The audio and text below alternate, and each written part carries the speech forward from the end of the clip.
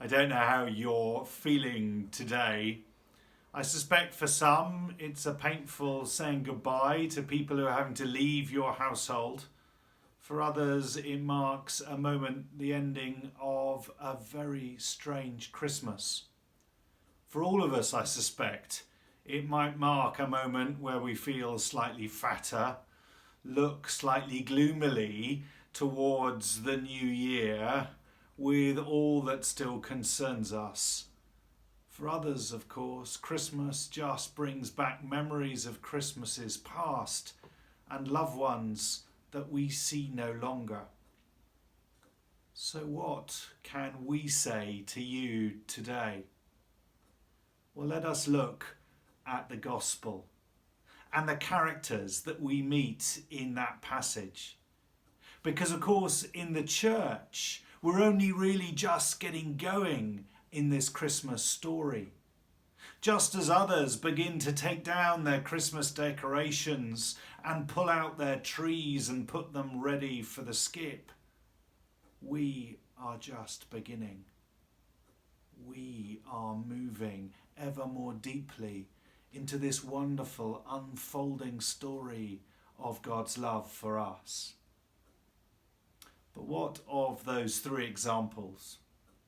Well, firstly, from our gospel today, there is, of course, that wonderful group of shepherds, utterly ordinary men, doing an utterly ordinary job.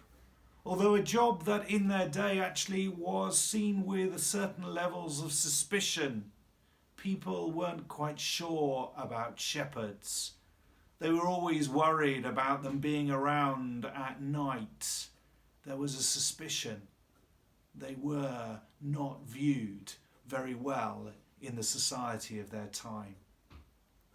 So isn't it interesting that this uneducated group of shepherds, slightly despised by the society around them, are the very group that those angels proclaim that message to? And what is their response? Well, after they get over the fear and the angels have left, they immediately, corporately decide to go and see this thing that has been told to them. Their job goes out the window. We hope that nothing happened to their sheep, but they could have, potentially by what they did, been in an awful lot of trouble.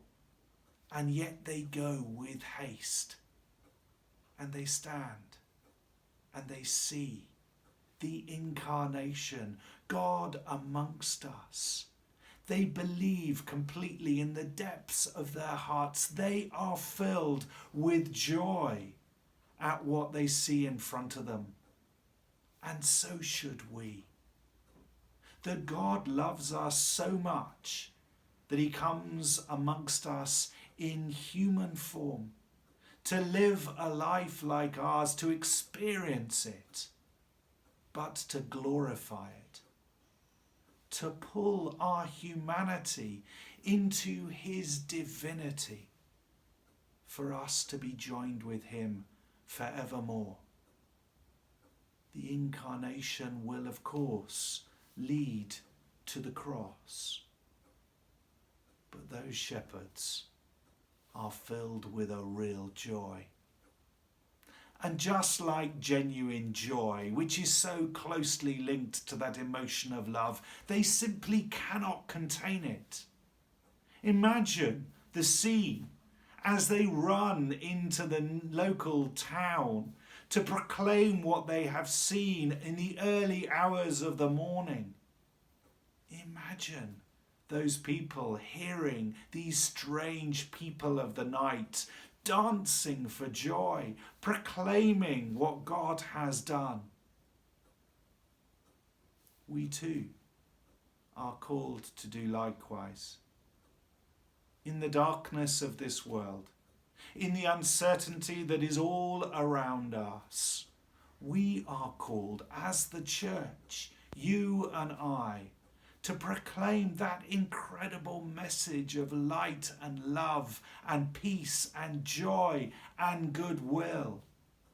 To say, even though the initial celebrations may be over, even though the turkeys may be gone, the real meaning of Christmas is with us forever.